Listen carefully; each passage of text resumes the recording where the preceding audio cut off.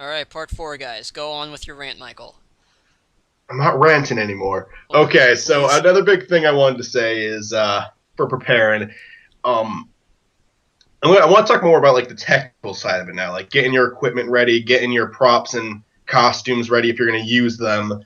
Which wardrobe is almost always important, whether you're wearing costumes or not. Like, consider what would your character be wearing, and across the fourth wall, every single one of the characters actually has like an outfit for them that we all pre-planned before we started shooting. Donnie is the only one who constantly changes his clothes, and there's actually like a reason for that, but I won't dive into it. Um, there's like a plot reason for it though. Every character like has like the same outfit because we want they're just normal people. They're not wacky characters that need costumes, but it's good to consider a pair of clothes that match their personality. So Elliot's kind of a douchey character, so he's always wearing a tank top, and he doesn't shave, and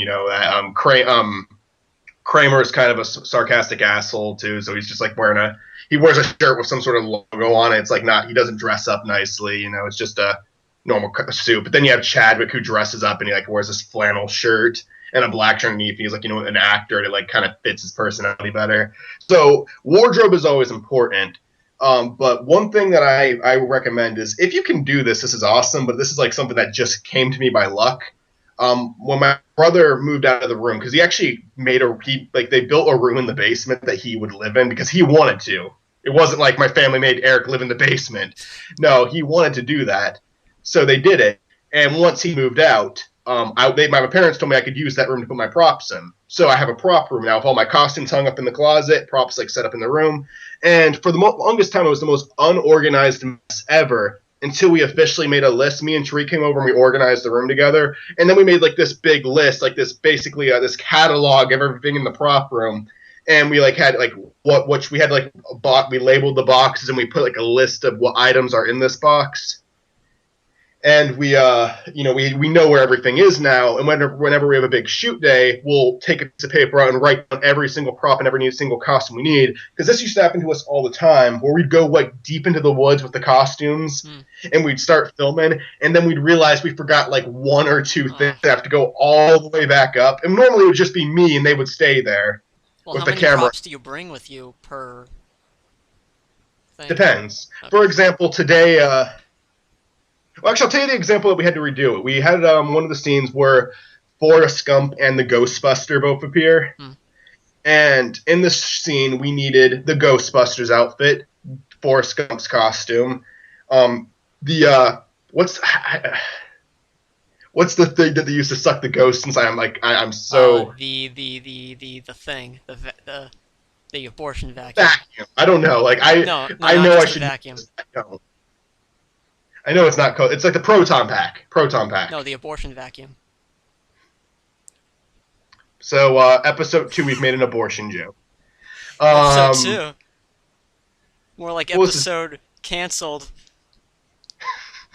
Okay. um, but yeah, the proton pack and a box of chocolates, and we brought all that stuff down there, and then we forgot the box of chocolates at home because we had it in the freezer so the chocolates would stay like cool Mm. and not melt. But like we're like, oh shit, we left the chocolates up there. You guys stay here. I'm gonna run up to my house and get them. So I had to like run up like from the woods through the cornfield up to my house Yeah. because we were far down. So always like make a list to make sure you have everything. Like check things off because it sucks to go out there and then have to go back. Um, and another big thing you're always going to want to consider if you do special effects, and I know some people who do special effects in their videos, and it's obvious they don't plan it out. If you don't want to make a shot list, I understand that takes up a lot of time, and a lot of people like to make up their shots on the set. But if you're going to do special effects in a scene, have a shot list for those at least, because you need to know how you're going to shoot them. Like a Because it's storyboard. like, yeah, storyboard. Storyboarding's good too. Making a shot list is it's like if you are good at like imagine something in your head and you don't Hmm. think you need a storyboard, at least make a shot list. People think storyboards are just for animation. They're not.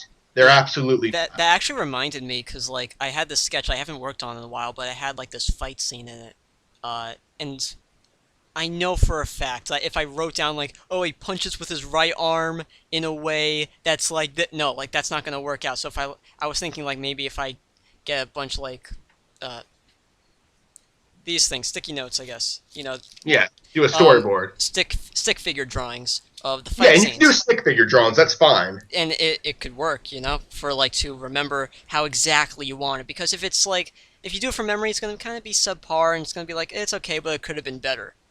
If you're your own director, you can do stick figures. If you're gonna hand a storyboard to someone else for them to direct it, No. no. I mean, it's an independent thing. YouTube is all about Yeah, independency. That's yeah, kind of what we're kind of aiming for, those independent YouTubers that kind of want to make themselves better in a way from people that yeah, don't even have any credible things that we've made yeah. so far. But Back to what I was saying with the special okay, effects, though. Plan that shit out because if you don't, then it's not gonna. I almost guarantee. Maybe you'll get lucky, but almost always you have to plan the way you want to shoot your effects out, because like. Like when we shot the scenes in episode 2 of Across the Fourth Wall, we had to be really careful of how it was shot. Like the camera couldn't be shooting at all, or else there'd be a problem with post production. The camera has to be set in a certain way for like the effect to play out. It's just like there's a lot of things to consider. There's a lot of things to consider when you do special effects. I'm trying to think of a good example right now. I'm having a hard time doing it. Because I'm bad at explaining shit, to be honest, like this. But take your yeah, time. just always have a plan for special effects. Don't just like I'll be on the set and oh he needs to shoot a fireball out, so just do that now. Think of how you want him to do that, and also I see people a lot of times when like someone has to shoot a fireball, they just go yeah, and then where does the fireball shoot out? Yeah, Like you move your arm so quickly that you couldn't possibly make it form in your hand, it's bad for and because whoever's of it, doing the it keyframes. looks like shit. Also, like this is just a minor thing. If you ever get like a hold of After Effects and you want to do an effect like that, frame over the hand because often I see something where like there'll be a special effect and it completely exists in the front layer. You know, like in Food Fight and John Tron's review, he mentions the watermelon that they're tossing around. It's like it's like completely in the first overlay. I think. Because like people are kicking it, but then it gets like behind someone, but you still see it above their like you still see it go above their head, even Uh though the ball was behind the person. huh. Because people do it all the time, like mask around it frame by Yeah. frame. It does not take a long time to do that. It's called being creative with your work. Strangely And enough, that's in lazy is now. filmmaking. Um, so is there anything else you want to I'm point? probably, I I'm mean, we probably could not do a being fifth part. helpful at all. I'm not good at explaining these things, but like when it comes to post production, just make a shot list and have it planned because like Hmm. there's a lot of things that you think, oh, I can just fix it in editing. You really sometimes you really can't. If you're gonna do special effects, at least make a shot list or a storyboard of how you're gonna do it. And storyboarding doesn't always mean you have to draw pictures. Like say you want to film something around your house one day, but you need a storyboard. Just go around with your camera and take pictures of like what you want to do, so you can get ready for it. Hmm. If you don't have anything else to do, then yeah, you can do that. Because like say your shooting day is going to be the next day. Okay, get the pictures today, so you have a good representation for tomorrow. Be prepared. Yeah. Be prepared. Dude, I think of that song every time I prepare for anything. I should have said that in the first part, like legit. Every time I'm preparing for anything, like just that one line, not the whole song, but that one line, exactly how you said. Be prepared. Um. Um, So but is there yeah, like anything that's else? not not too much really. Like Okay. be prepared with I just to do a recap. Okay. Make Quickly. sure you get like some sort of audition. If you can do rehearsal, that's great because then like you can make sure your actors are truly ready. Hmm. If you're really focusing on post production, always plan out how you're going to shoot it because there are some things that you cannot fix in post production. So if you're planning on doing special effects, think exactly how you're going to make it work. Otherwise, you might be disappointed when you're in post production and realize, oh shit, I didn't plan that out, and now it's not working out how I hoped it would. Make sure you bring all of your costumes and props out.